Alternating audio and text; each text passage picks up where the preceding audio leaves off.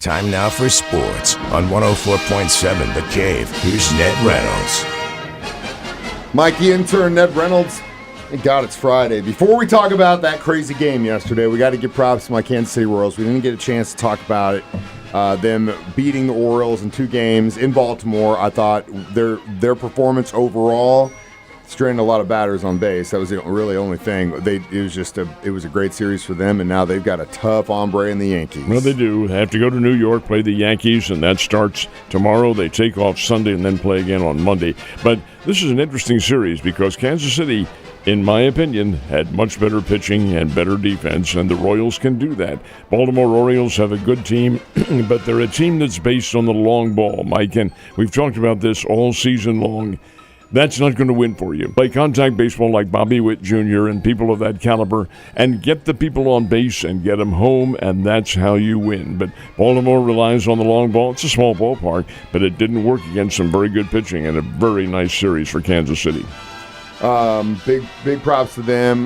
There were a few home runs I think were taken away from the Orioles that would definitely not be taken away in that Little League Park in New York. So we'll see what happens at Saturday. 3:25 or is it 5? It's 5. They're playing at 5. Yeah, 5 o'clock. So yeah, go Royals. We'll see what happened. Now on to what happened last night. Of course, there was a Thursday night football game, but at the same time, you had Milwaukee with the Mets on the ropes. It's all but over, and then all of a sudden I see all the cooking staff at Coyotes jump up and go start watching the game, and I turn my attention to the baseball game, and don't look now, the Mets come back.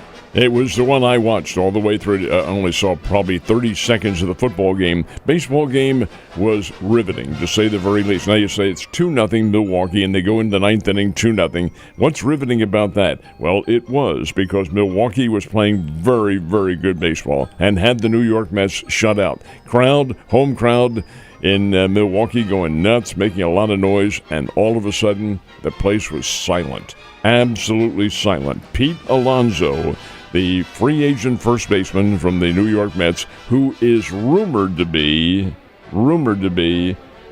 sought by the Cardinals, we'll see. He hits a 3-run homer, and suddenly, this is the 9th inning, top of the 9th inning, and suddenly the New York Mets had the lead 3-2. They added another run in that night, made it 4 runs. 4-2, the Mets beat the Brewers, all 4 runs in the top of the 9th inning. Oh, my goodness. Now it's the New York Mets and the Philadelphia Phillies. This is the Divisional Series Championships coming up. It's best of 5, and it starts, I believe, on Sunday, if I'm not mistaken, but it'll be a lot of fun. It's already been a great series, at least most of those wild card matches were pretty damn good games. With respect to the Royals, it was a 1-run difference, so there's going to be a lot of pitching battles here in the next few weeks. Last but not least, we got some really good prep football games happening tonight, don't we? Have some tonight. Had one last night in the area down in Nixa. It was homecoming for the Nixa Eagles, and the homecoming opponent was Mike Holmes' prep alma mater, the Kickapoo Chiefs. Oh my goodness. Nixa, folks, is not only one of the best teams in the state of Missouri, they are one of the best teams in the middle part of this country. They walloped Kickapoo 48-13. Nixa's undefeated. They are state ranked. They are nationally ranked, and they can play some good football. Nice win for Nixa. Now a big night coming up tonight as well. The season is into its second half. This is the stretch run before the playoffs begin, and everything you got, hone your team and get them right at razor sharp edge for the playoffs.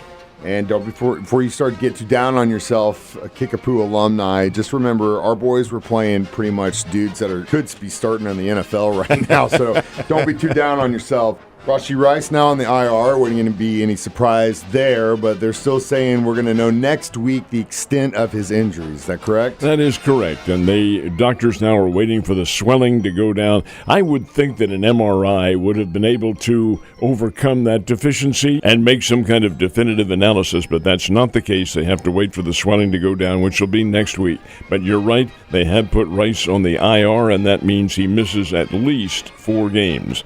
Well, I have a feeling it's going to be more than that. Who knows whether or not the final definitive assessment is a tear. If it is, that of course means surgery. But if it's not, Mike, it still means a lot of time on the sidelines because you have stretched tissue, and that takes a while to recover. So anyway, Rashid Rice will not be in at least for at least 4 games forthcoming. That's what the IR demands.